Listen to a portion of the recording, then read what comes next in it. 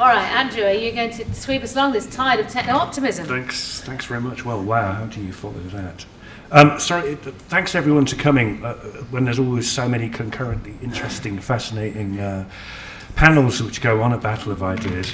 I've had a racking cough and flu this week, so I'm going to have this jousting adversarial relationship with the microphone, and I hope I don't deafen you.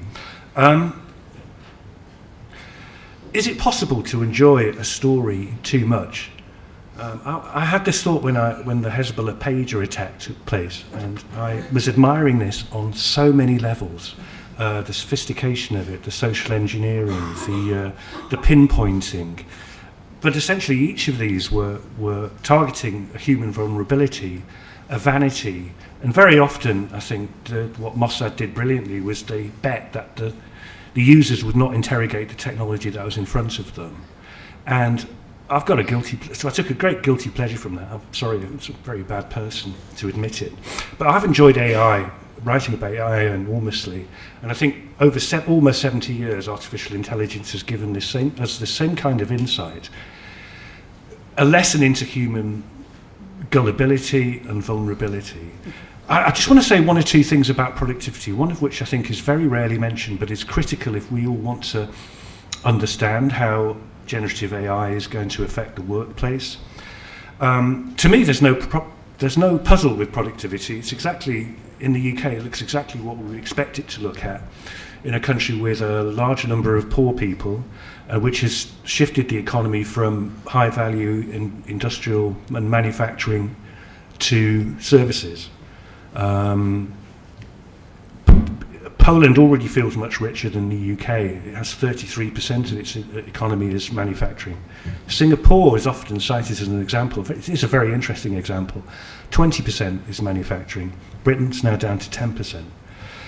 I think with the end of globalization, that's going to change. A lot of the stigma of wanting to create an economy which is based on science, which is turned into products, where we export very high value goods, stuff we're absolutely fantastic at, is a lot of the stigma of that is disappearing, perhaps.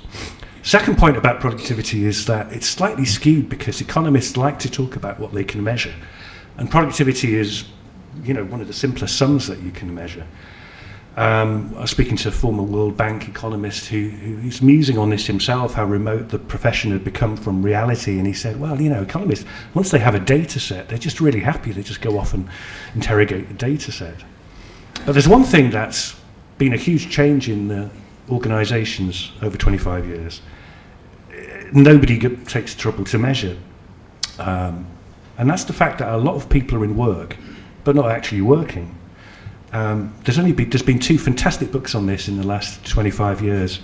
I'd recommend David Bolshover's The Living Dead, which is a great description of people who only have maybe an hour to work each day.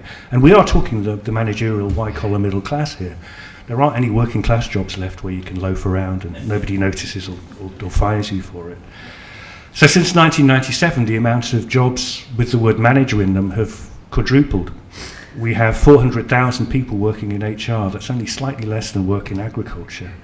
We have huge areas, corporate communication, of regulation and compliance, even software development, teams with nothing to do but to reinvent the wheel. Elon Musk has showed that you can be more productive with a tenth of the staff. Now, I think this is. So some sociologists predicted this a while ago, that there would be people who aren't really bright enough to do the hard thinking that you need in an advanced technological society, but are too status conscious to get down and work in services. It's sort of beneath them. Now, I think that final point is really, really crucial. The productivity figures that we get are kind of meaningless because nobody's measuring the amount of idle time or empty labour that is taking place in larger organisations. And into this world comes essentially a tool for faking it, for fooling your boss that you're busy when you're not busy. And if you doubt me, in May, Microsoft started marketing Copilot on the basis that it was brilliant for deceiving your boss. An ad suggested that you can attend 3 meetings at once, and you can turn 150 pages of text into a 5-minute presentation. Where's the productivity gain in that? The answer is there isn't any. You're just paying an additional fee to Microsoft or Google for that tool. Now, there's fascinating moral discussions beyond this panel discussion to have. What happens when you unleash a tool which is essentially rewards the diligent and the deceptive employees and punishes the honest and the hard-working employees? What happens in that workplace? But my conclusion here is that sociologically, I'm often asked what's going to happen with AI. And I think this kind of sociological battlefront between managers who are aware of this and do something about it is absolutely critical, because we essentially have two welfare states, right? We have the one that pays benefits that the taxpayer pays for. Then we have this system of corporate welfare, if you like. It's a job creation scheme for the middle class. That's paid for by the consumer. Where does productivity fall out if you give people a tool for faking it, essentially? Now, it all comes down to what the managers want to do. In many large firms, at the end of the year, if there's a budget, they ask for 10 more, because it's a status thing to have more employees in your department.